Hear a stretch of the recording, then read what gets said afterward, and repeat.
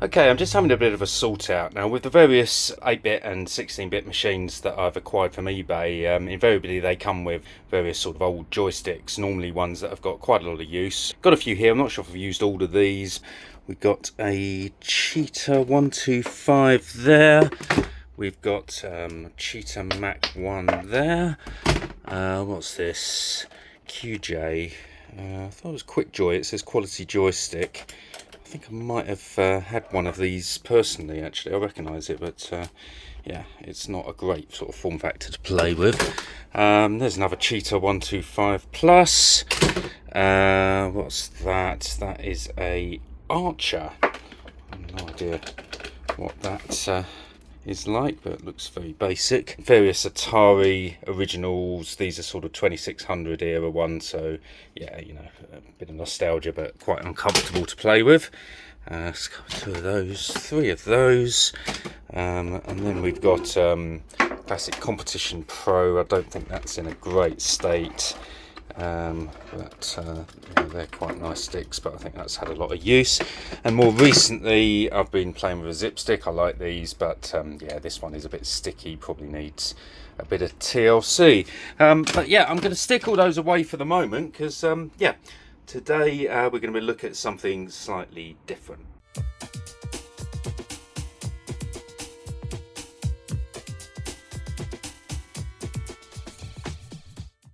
Okay, just a quick video of unboxing what I've received here. So yeah, all I've done is just opened the top there and see how this has arrived. So this has been shipped directly from China. I shall mention the sort of origins of this. I believe it's a Polish guy. It's just manufactured in China. I'm not sure, but I will find that out. So okay, it's quite well protected there. And looks like the joystick ball is separate for you to put in yourself. That's where it attaches to. And what I read here, okay, this I've seen a different video about these. So these are spare parts and the correct screwdriver for the screws if you need to put any of these in. I can't remember if these are replacement parts or just options. Like a washer there might change the feel of the stick. We'll look into that later. Okay, so here's the joystick cable, which I'm going to be careful of, as I've heard.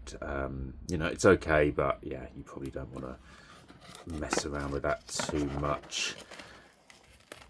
Put too much additional wear and tear on it. Okay, so let's bring that up there and look at what we have received. The first thing I notice is that I had ordered one of the transparent plastic versions of these. I do believe I'd ordered black transparent, so I'll check that. I'm not 100% sure I've received precisely what I ordered here, but yeah, we'll see. Maybe in a mad moment I did order red. First impressions, yeah, it looks well made.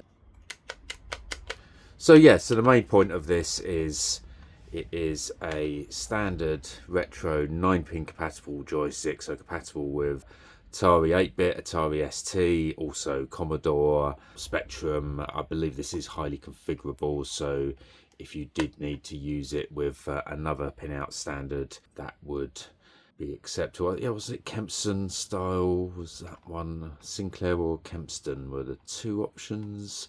If I'm remembering correctly, I might have got that completely wrong. I will update. Okay, so there's buttons there. That's got to be auto fire for each button, because again, I believe it's configurable. So systems that would run with 2 buttons would be compatible. I do wonder if this works on therefore the 7800 straight out of the box. We'll have to investigate that in due course.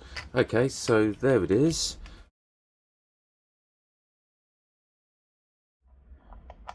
It does look nice, the black on the red. Okay, so that is quite solid now, screwed into the main shaft there, which itself does rotate, and the ball rotates with it. So, okay. Okay, so this collar spin. Oh gosh, that's quite loose. Not sure if you're going to do anything with that with the parts. You have to see how it moves with. Yeah, maybe it's meant to be like that. Maybe it has to be. Oh, I don't know. It does feel a bit weird having a loose bit there, but the actual movement of the stick seems, yeah, really nice. Nice and clicky. It clicks as it goes round the positions. I think, yeah, that is potentially a different shape, so a different option on the way it rotates. I think I've seen, but yeah, we'll update more in due course on the options available for this stick when we try it out. There we go.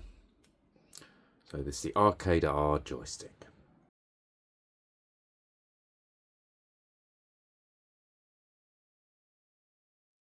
This isn't the game I thought it was, actually.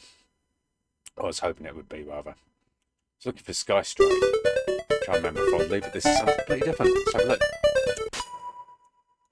Is the joystick actually working? Yes, it is. Right.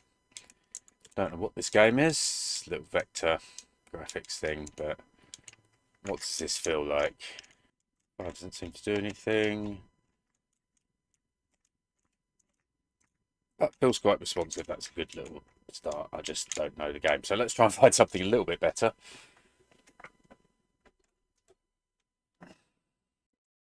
Okay, here's a good one that's quite demanding on the joystick. The original Speedball. Right, let's see how this thing stands up. Right,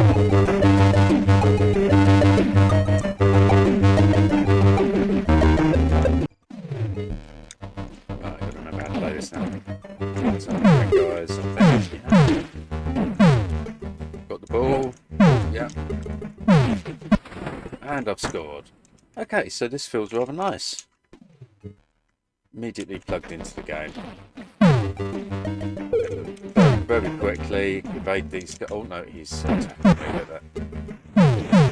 Oh, he's returned the score.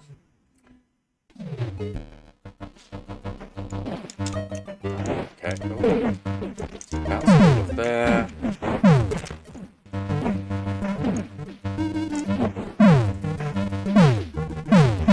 Oh no, it slipped in again, right.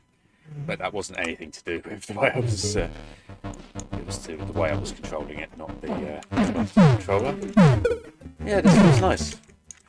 So, the main thing is, the older joysticks had a lot of wear and tear, and, you know, they're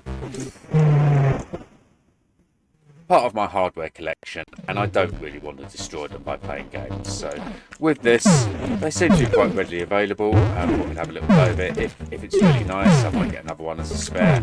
And yeah, so far so good. But I might play something like a platform game shortly, so we can really get a feel of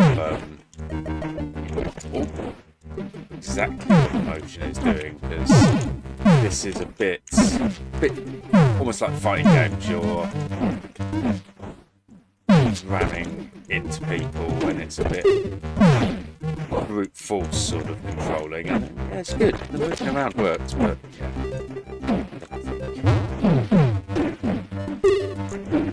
It certainly answers the question of responsiveness. Accuracy, yeah, maybe we need to play something else to get a better idea of that. How does it feel? Does it hurt my hand? I'm holding it down now because I do need to rest it on something. Holding it up in the air isn't very comfortable. Is it very ergonomic? I mean, it's a joystick. Joysticks aren't maybe as easy to hold as console controllers are these days. It needs to be something that you can, really crash a game with and not hurt your hand after a little while. So I'll have to let you know after a while what I think about that. Yeah, nothing to do but plug it in. Works straight out the box. So it's got real features to mention. It seems to have these auto fire buttons on both sticks. Sorry, both buttons. I'll have to try them out. Most games will be, all games, I think on the ST will be single button sporting only. I did mention I might try this on the 7800 to see if the dual button support works out of the box on that, or whether I might have to do some wiring to change the mode of the joystick, because it comes with a variety of cables. So it might be some rewiring, jump changes, that sort of thing to do. Oh, there we go, scored against me. So yeah, to start with, yeah, that's okay. It's, yeah, perfectly good joystick. All brand new and clicky. Can't argue with that. Very nice. Just going to take a moment to talk about the joystick I'm using, the ArcadeR stick here. This is part of a Whizball video. This is really frustrating to control games, especially at the beginning before you get the power-ups that sort your motion out a bit. And I had a lot of trouble with other joysticks that I've been using, hence I bought this modern replacement, the ArcadeR, which I'm talking about. And I'm telling you, without a stick that's this responsive, this game would be nigh on impossible. It's not easy, even with a decent joystick, which is something I'll be talking about on the Whizball video. Maybe using this section in both, because I'm actually progressing quite well on this particular run through. But yeah, I do think without the ArcadeR that I'm using, this game, I wouldn't be playing it. Oh, that's a good power up, isn't it? Oh, I like that one. So yeah, great little stick. Really, really quite pleased that I bought that. And yeah, hopefully I'll be using it for quite some time. Okay, so that was a little bit about the ArcadeR joystick from Retro Radionics. This is their website. If I go to store here, click in, you'll see they come in a variety of different colours. You've got all these transparent ones, the more solid plastic ones. Yeah, they all look rather nice. They've got that sort of old school retro feel to them, and they seem to work quite well. I'll let you know as I've got to use it for a bit longer what it's like with the wear and tear, and what they're like for longer usage, how comfortable they are. But yeah, it certainly avoids putting too much strain on the existing old joysticks that I've got, that have probably had a bit of a punishing in their times. I think this is the best thing for me to use playtesting games, so that I'm not damaging them and I'm getting that modern responsiveness, because these things seem to be very well engineered. Okay, so that's that. Thank you for watching. Next videos, I think there'll be some gaming ones, and we've got some hardware stuff coming up as well. Like and subscribe if you enjoy my content. I'll try and do it a bit more regularly. Thank you again for watching. Take care, everyone.